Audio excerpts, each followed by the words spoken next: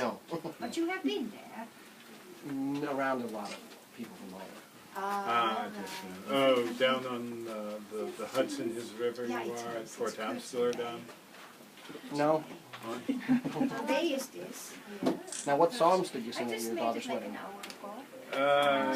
Well, the wedding itself, that is not a religious ceremony, it is a civil ceremony. Wedding is, marriage is not a sacrament. We hold only two sacraments in our church, the Lord's Supper and baptism. And in truth, even those are but outward signs of our devotion. They are not leading to your salvation. God has decided before any of us was born who are of the elect and who are not. So no act of man will change that.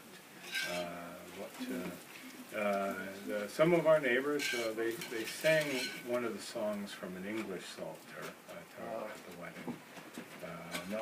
Our psalter we use is the one that was translated by a man named Henry Ainsworth, which are the more true translations of the Psalms. But my neighbors, they are still the Church of England, and well, as it was not for religious purpose really that they sang the Psalms, I do not think any of us did object to it. Say, we were wanting to get to know the Hopkins family. And they're not there. Do you know them?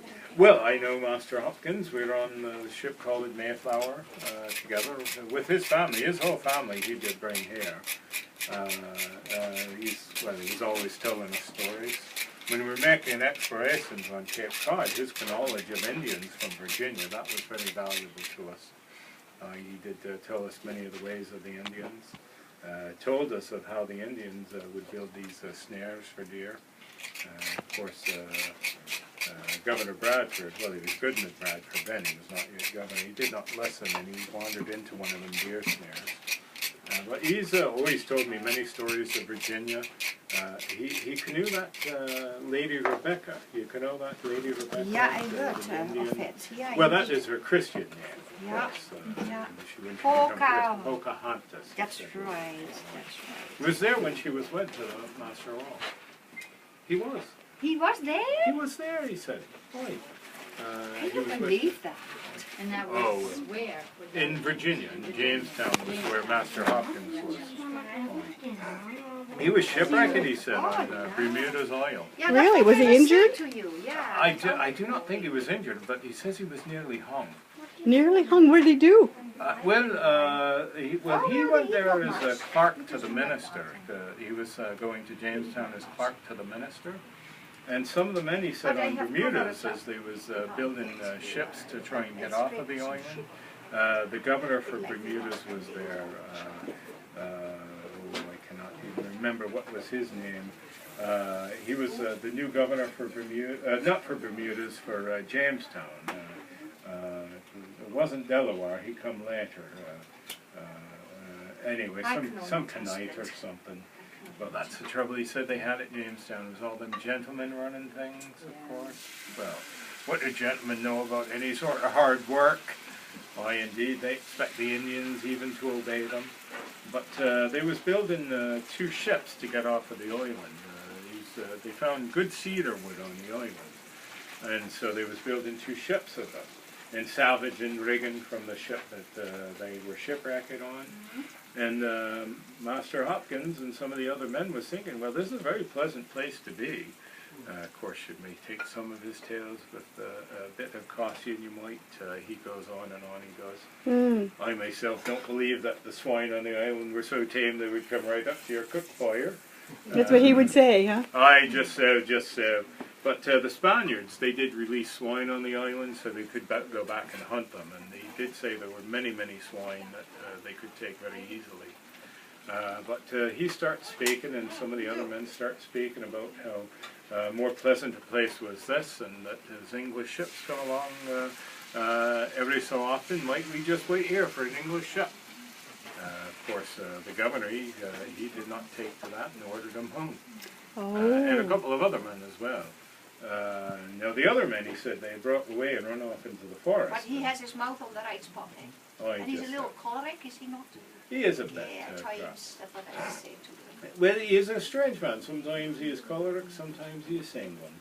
Oh, really? He does. Like, Oh. but he said he pleaded his case the morning that he was to be hung, and some of his friends did plead his case for him, and the governor took mercy and did allow him a reprieve, and they did make it up to Jamestown. And though I am fortunate I was never there, good wife, what a wretched place that sounds so bad. They thought they would find about 500 people there, and there were not but 60 left alive. And I will not say in front of this good company the depredation some of them did have to go to. Just say that desperate men will do desperate things, will they not? Mm-hmm. I just oh, Gates, that was the governor's name. Gates. Sorry. Sir Thomas Gates. He decides they ain't got enough supply to survive there, so he orders everyone into the ships. He says, we'll sail up to the Newfound land and beg passage back to England from a fishing ship. Good Christian men will bring us back to England. They set out and anchored at the mouth of the James River for a night. And the next morning he says, what would you know but a ship's boat is rowing towards them. And there's a new governor on the fleet of ships that is coming into Jamestown, Lord Delaware. And he orders them all right back into Jamestown. Of course, the Lord ain't going to take orders from no Canite, is he? Boy. But that's the trouble with these gentlemen. That place was built on a swamp, and so there was all dying of the swamp fever. You've heard him talk of the swamp fever. It's caused by the smell that comes from the swamp. It is called the malaire, which means foul smell. Well, you know, disease comes from foul smelling air, is it not? Right. And so there was all being taken by the swamp fever. But now they've moved it away from the swamp. And they are finally showing a profit down there. There is. For King James, he did give them a monopoly to sell tobacco in England. He did. Right. So they have the monopoly now to sell tobacco in England. And it was not to support the plantation there. It was because so much money was going to Spain for the buying of tobacco. Indeed, at one time, King James, he wished to ban the tobacco. He said the men of Parliament were spending too much time in the taverns drinking the smoke and not doing their duties. Because I don't think men in Parliament being in the taverns and away from their duties is necessarily a bad thing. But no, James, he was going to ban the tobacco until one of his advisors reminded him as king he had the authority to tax tobacco. Well, of course, now he's all for it, isn't he? Of course, now he died some years ago. His son now is on the throne. Why, but still, they have the monopoly in Virginia to sell tobacco. Thank you for your hospitality. You're welcome, good wife. Fine meeting you. But no, he was very useful in guiding us when we were making our explorations and pointing out the ways of the Indians. And even when that man Samoset comes into our town, many of us think we's about to be attacked and going for our muskets. He says, no, no, no, you can see the man is coming without weapons. If an Indian does come towards you without weapons, then he wishes to treat with you, to discuss things with you. And he was right about that. That's Samoset. He comes up to a number of us standing there, raises up his hand, and in English he says, hello English, I bid you welcome. And then he asked us if we had any beer. And also the Oh yes, brow just and all like an that, he Englishman. knew the custom, eh? Yeah, I heard Except that. he was near naked when he did it. Had nothing but a bit of leather around his middle. And leather covering his feet. Not even what I call them shoeing he had on his feet. Not what these Yeah, Indians I remember wear. that when I first saw them husband. I could not back to look. I was covering my in like this. Oh, I feel so ashamed. Can you imagine? But they Never seen a mom like that. Must have Almost. been quite shocking. Oh, la, masters indeed. But it is that now they get some English clothes in, eh? Well, you know what? The governor, when he was first negotiating with their king, Massasoit, he gave Massasoit a great horseman's coat of red, and some shirts of linen, and a chain of copper, And of course, what the king wears, the other Indians want to wear, don't they? Well, does not everyone want to wear what the king in England does wear? So the other Indians, they will give you good trade for a linen shirt or a wool coat or such as that. Excuse me, may I ask you, what are these dishes, these foods that you have? Pancakes. What I should keep an eye on that one. This is a piece of Indian cowden bread, and I make here some curds, which I have the wheat report, but this more later. I will fry that up more later in a little bit of butter or oil, and then put a splash of vinegar over there, and then put the cheese right on top of that. Where does the butter come from? Cows or goats? No, mainly from England. Yeah. We get very little milk from our cows. Once a calf is weaned, we want the cow to dry so she can have another calf.